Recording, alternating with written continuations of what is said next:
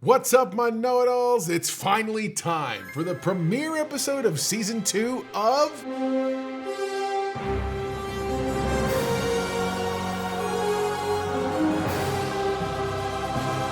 Hey, do me a favor, like the video, subscribe to the channel. It genuinely helps us in the algorithms and lets everyone know that you want to be part of the know-it-all nation. So, what are we getting into? Season 2, Episode 1 of Invincible is titled A Lesson for Your Next Life.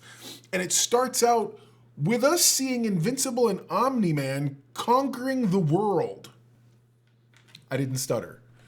Invincible and Omni-Man are conquering the world.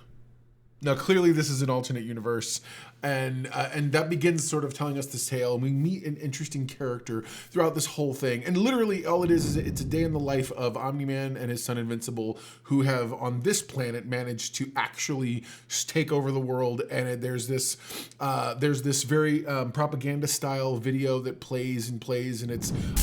People of Earth, we know.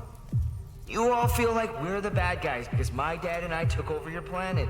In the end, we get introduced to a character named Angstrom Levy. Angstrom Levy is a very interesting character, voiced by Sterling K. Brown, so they're definitely bringing some heavy hitters into this season. And it's one of those things where I really enjoy the character that they're presenting. He's this guy so that's where that ends, and a portal opens up and dude falls through. Omni-Man's about to kill him, this whole thing. You later on find out Angstrom Levy is actually the one from our Earth, the Earth of the main mark that we're looking at, the guy the Invincible that we're following. So his Angstrom Levy has the ability to open portals to other dimensions. Ironically, they're all green portals. Just saying. And so he ends up, it turns out he has a very altruistic thing he wants to do. He helps break out the Maulers. He has thousands upon thousands, as well as several in other safe houses, other versions of himself who all have local knowledge. They all know something. He wants to get all of their knowledge and put it into his head. Why? So that he can bring the best from all these different worlds and ultimately bring it to bear on making our world better. Very altruistic, not a bad thing to do. Meanwhile, Mark, in our world, Mark's going through the motions. He has suffered a horrific trauma and refuses to face it. And he's trying to bury himself in work. And he's rescuing people, he's saving lives, he's averting disasters, he's defeating enemies, but it's literally just him going through the motions, trying to make himself feel something. Meanwhile, his mother is spiraling because she's got nobody to help go through this with. Her and him they're not touching base on the trauma that they're feeling. At one point, the red speedster guy's Russian wife comes back, and she visits, and while she's there, she's like, you need to talk about this and that and the other. And she really tries to connect with Mark's mom, but she gives her something, a card, and says, hey, this will help, or whatever else.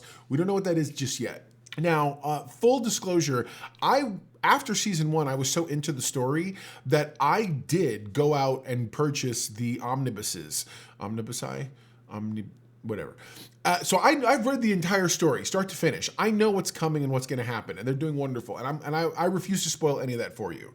But it's an excellent series. I think you're going to really, really enjoy it. And I would definitely recommend picking up those comic books whenever you can. All right, so there is a brief moment we get to Mark sees he gets to talk a little bit with Eve. He gets to, and you find out him and Amber are going to the same college, eventually going to go to the same school. Eventually he meets with Cecil, and he tells Cecil, put me to work, man. I need to work. I need to do something. And Cecil's like, no, you've been through a trauma. You got to figure it out. The problem is the Guardians of the Globe aren't doing too great. I'm still adjusting to my new body. And I'm instituting a change. What happens, Cecil brings in the Immortal to lead the group. And the Immortal's gonna be there, he's designed there to train them and keep them up on their game. Meanwhile, there's this whole idea that the Immortal does not trust Mark. Oh, hey, Immortal. Cecil thinks you're on our side. I'm not so sure. I'll be watching you. Mrs. Know-It-All asked me, she's like, why doesn't he trust Mark? And I had to tell her, he trusted that Omni-Man wasn't evil for years and years and years. he won't make that same mistake twice. And so that's one of those things where there's the relationship has to be built up a little bit there. Robert Kirkman is feeding off of tropes, and he's sort of, the whole thing is sort of a send up of the superhero tropes and the ideals and whatnot, but at the same time, it's a deconstruction of Superman, that whole thing, and it's Omni-Man and the whole bit. But then you really kind of get into this idea of the tropes of superheroes, in that this is the beginning, not of Mark's villain arc, but this is the part where a superhero creates their own villain. So Angstrom Levy has the Maulers help him with his machine. The machine is based on, remember the two Maulers, when they sit down, they copy each other, they copy their brains so that they both believe the same one. He has sort of, because he's intelligent, tried to build his own version of the machine. It's not working. That's why he had to kidnap the Maulers and get them to help. So at the end of the day, they finally, when it all comes down to it, they strap him down. He's got all 1,000. He opens up portals to the other dimensions where these other machines are. He's plugged into about 1,000 minds. And the Maulers give several warnings. One of them is, under no circumstance, take the helmet off. The other one is, do not lose yourself. For a brief period, he's gonna get lost in his own mind, and he's not gonna remember which memories are his. And so, peace-loving Angstrom Levy gets into the thing. All of a sudden, stuff starts happening. Cecil finally calls on Mark and sends him in. He says, I don't care what's going on, you stop them, because whatever they're doing, if it needs that much energy, is not going to be good. So what happens? Mark gets there, he starts fighting the Maulers. What's his name said, it tries to tell Mark, you don't understand what's going on, you gotta live this and that. And so Angstrom opens up portals and brings in more Maulers.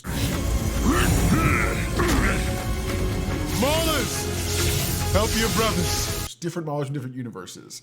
And they start beating the pants off of Mark. Finally, the machine Angstrom doesn't want Mark's death to be on his hands. He tries to take the thing off. The entire machine explodes. He knew better. One of the Maulers survives, but then we find out at the very end, Angstrom has survived. He's got kind of the leader, that's the guy from Marvel with the big brain thing going on, and like his brain has expanded and become almost like a weird sort of back hunch. And he's like, he did this to me, he killed billions of people, and the Maulers call it quick. They're like, you did this to you. And you're right now, you don't know whose memories are whose. Angstrom Levy doesn't care. He wants revenge. And he wants revenge on... So there you go. Now you know. And if knowing's half the battle, you're halfway to being a know yourself. What's an all index for the very first episode? I thought it was a great episode. It's a good episode, man. It's a good solid start. I'm gonna give this a solid 8.